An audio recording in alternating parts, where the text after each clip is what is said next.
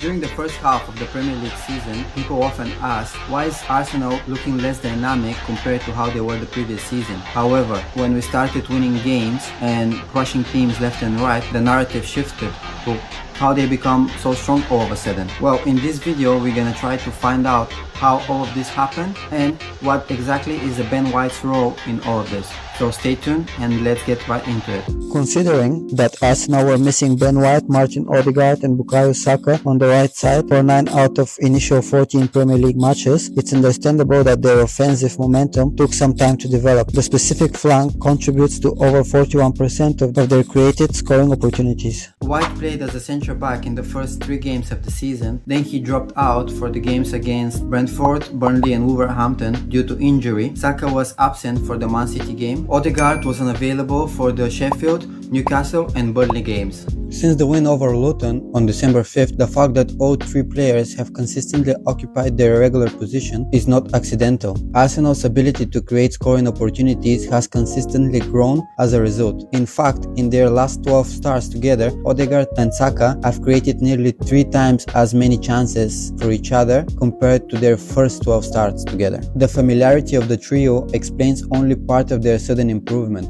There are other factors contributing to their remarkable performance. For instance, White has been given the freedom to overlap and contribute with late forward sprints to support the attack. Saka now enjoys the liberty to vary his starting position. Odegaard's role has transitioned from that of a secondary striker to that of a complete midfielder, orchestrating plays from deeper positions. The last time Odegaard played in a more advanced role was during the 2-2 draw against Chelsea on October 21st. In that match, he had only 36 touches, executed just 8 passes in the final third and didn't manage to make a single touch inside the penalty area. Moreover, he and Saka exchanged passes only 3 times throughout the game. Since he was given an all-encompassing role, Odegaard's upturned form has been stratospheric. He has amassed an impressive tally of 62 chances created from open play, making him the league leader in this aspect. Additionally, his expected assists ranked second highest in the league, indicating the high quality of these chances. With an expected assist of 7.39, he trails only Saka, and it's worth noting that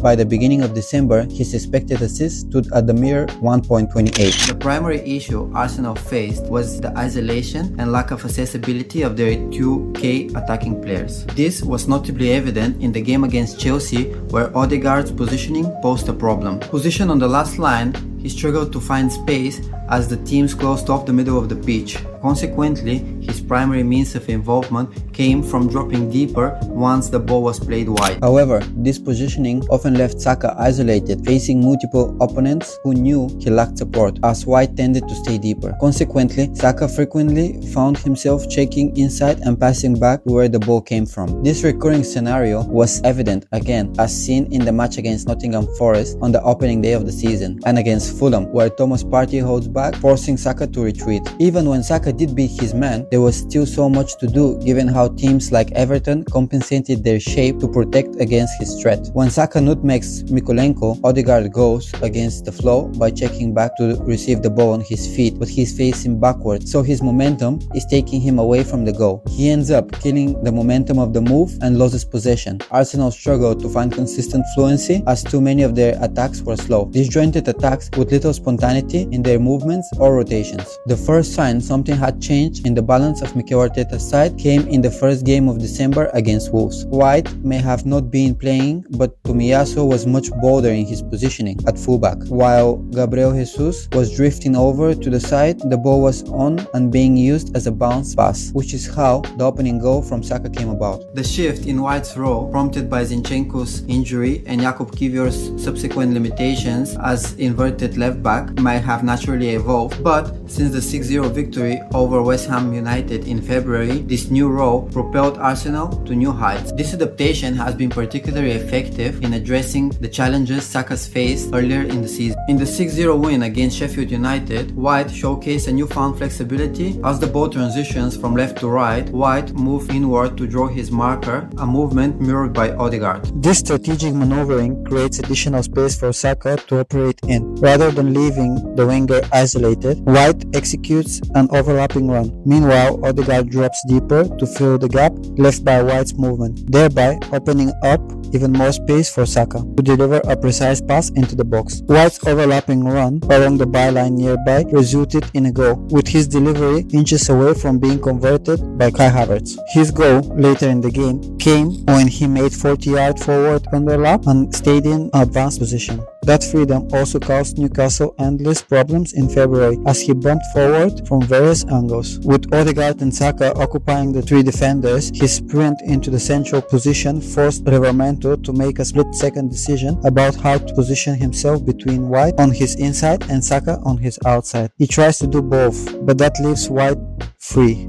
Jorginho passes to Havertz, who turns the ball around the corner and finds White with plenty of space inside the box. Hey guys, if you like the video so far, please make sure you smash that like and subscribe button and turn on the notification bells, as this is a huge help for my channel. White has demonstrated a keen understanding of when to invert, that is, to drift into midfield from his right back position, how it impacts Saka's involvement in the game. In the match against Brentford, the opening goal exemplified this understanding. Odegaard's movement towards the center created a space for White to exploit. Recognizing this opportunity, White positioned himself wide from a narrower starting point, drawing defenders away and creating ample space for Saka. Unlike earlier in the season, when White stuck to the touchline, this strategic adjustment prevented Brentford from immediately doubling up on Saka. Saka's presence acted as a magnet, attracting opposing players towards him. This leaves White unmarked, positioned in the inside channel. From his vantage point, White can deliver precise crosses first time, benefiting from the additional space to execute with accuracy. The 4-3 win over Luton in December was the first time in 10 matches the trio had started together. It was clear there was much more flexibility on display, with Odegaard dropping deeper, White pushing high to provide the width, and Saka drifting inside. White and Saka's 1-2 allowed the defender to get in behind Luton, and his crosses on the run, which also brought the winner against Brentford, was headed by Jesus. The Arsenal captain is an instinctive footballer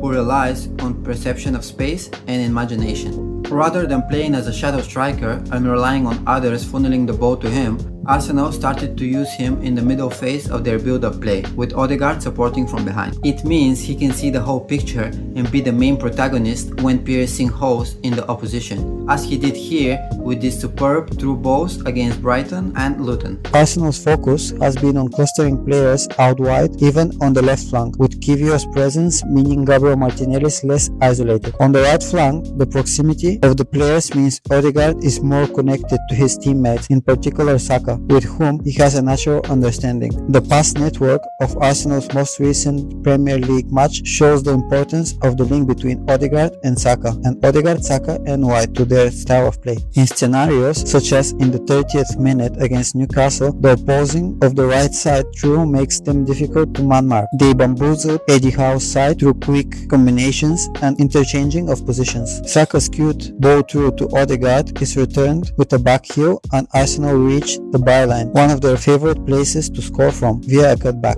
Arsenal have created the most cutback opportunities of any team in the league, even more than Manchester City, which seems unthinkable for many years given it's a trademark of Pep Guardiola's style of play. City have scored 2 more goals from those positions, but Arsenal's potency in this regard is heavily skewed towards their right flank. 7 of their 10 cutback goals have come from that side, with the overall distribution of attempts also weighed in favor of that half. Odegaard's ability to trade the needle is now being utilized to its full extent. He is receiving the ball at the edge of the box much more often, and this is where his vision is proving much more important against low blocks. Even in a packed penalty area, he has shown that he can manipulate the ball in a way that almost pauses the game until the picture changes, then he slips the killer pass through a tight area. The England winger was being marked out of games at the start of the season, but was Arsenal making it too easy for teams to do so? Saka was almost glued to the touchline in some games and was being faced up by 2 or 3 players. The odds of beating all of them are low, so his game became a bit safe. Arsenal have tried to provide him with some relief by relaxing his starting position. Often, he will now continue on his run after playing the ball inside, or he will occupy the half space while White is the one out wide.